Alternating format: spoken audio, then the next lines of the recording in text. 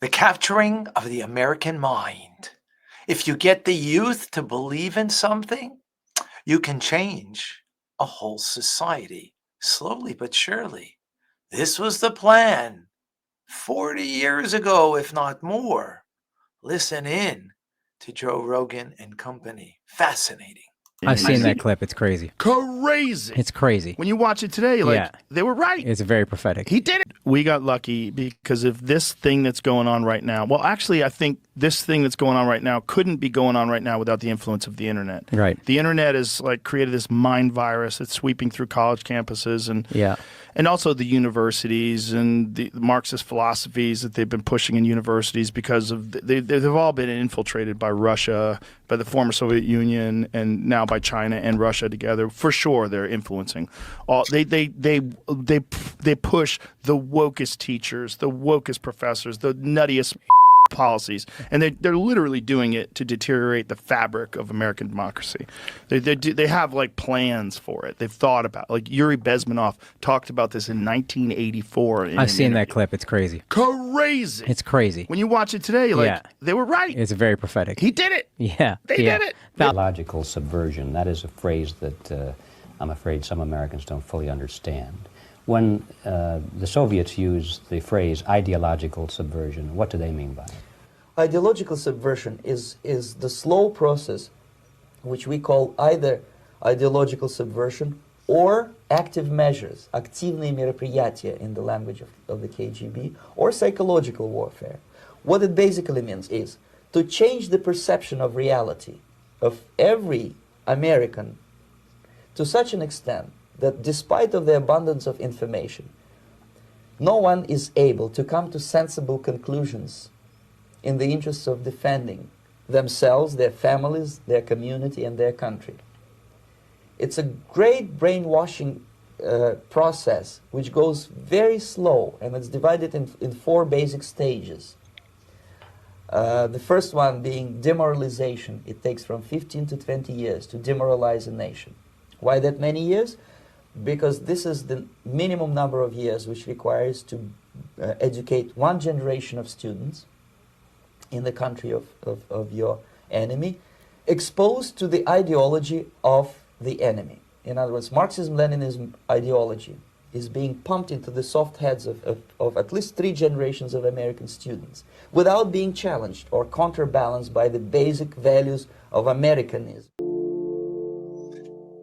Wow.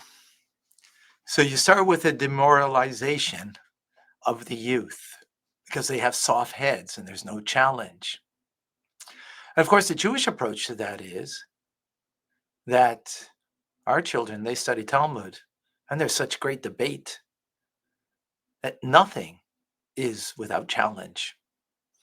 Everything, all values have to be challenged.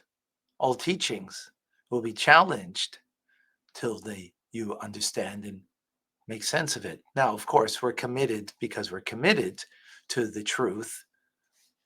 But if there's a teachings, we need to understand it. And from a Jewish perspective, there's always the challenge, as we say, two Jews, 3 opinions. Furthermore, because there's a basis of an identity and a tradition that is followed in the Jewish path, those who are strong in their identity, strong with their commitment to Jewish teachings and values and the way of life, it's hard to change those people. In the Soviet Union, the most difficult people they had were those who were the followers of Schneerson. And they went after him. As a matter of fact, he was arrested. Death sentence originally, the previous Lubavitcher Rebbe. He had to finally leave Russia. But those followers of his remained steadfast because they had a strong sense of identity, strong sense of commitment, a strong awareness of the truth of Torah and the eternal bond that we have to Torah and mitzvahs, that nothing could sway them.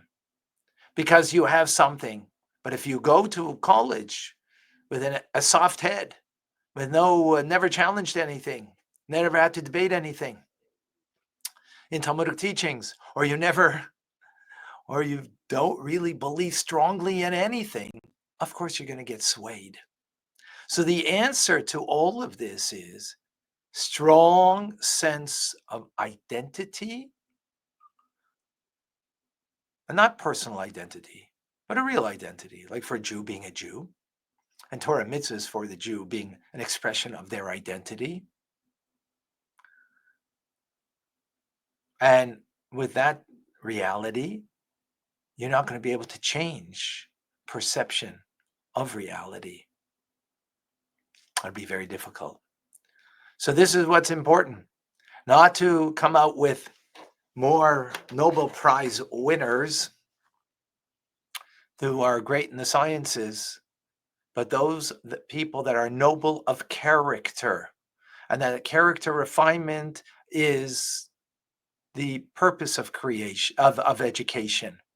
And if that's the purpose of education, then you can't sway people so easily.